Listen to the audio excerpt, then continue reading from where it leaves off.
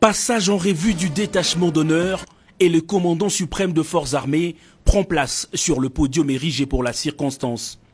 L'instant est plus qu'historique. La République démocratique du Congo voit s'ouvrir ce jour les portes de sa toute première école de guerre. Cet organisme de formation de 3e degré est la seule étape qui manquait au cycle de formation d'officiers supérieurs, a souligné le commandant général des écoles militaires.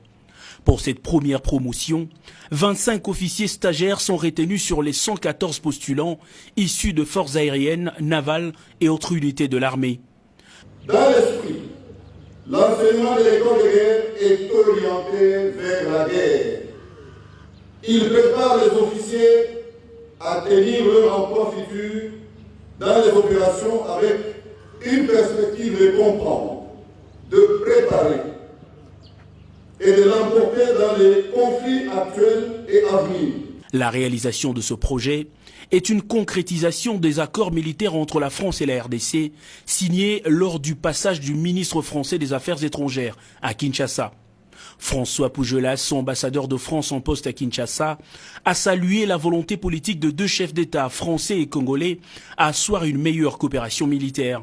À l'issue de leur formation, ces officiers seront aptes à gérer les crises qui impliquent les FARDC, aussi capables de rédiger des réformes et assumer des responsabilités dans les états-majors et autres structures de commandement de l'armée.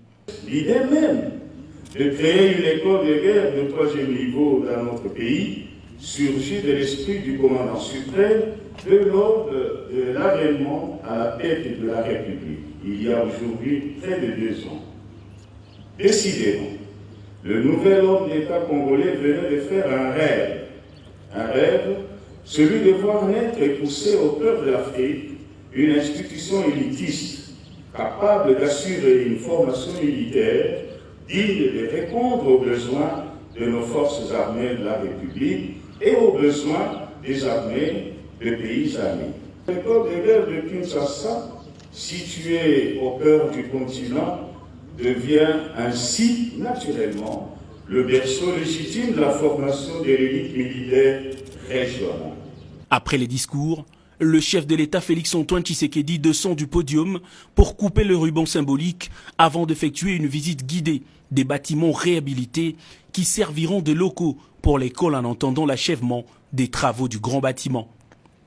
Cette école, dont la principale matière est l'enseignement de méthodes de planification et conduite des opérations, s'intègre désormais dans le réseau des écoles de guerre francophones. À la sortie du centre, les épouses de militaires ont ovationné le chef de l'État en reconnaissance de ses efforts à redorer l'image de l'armée congolaise et la dignité du soldat congolais, défenseur de la patrie.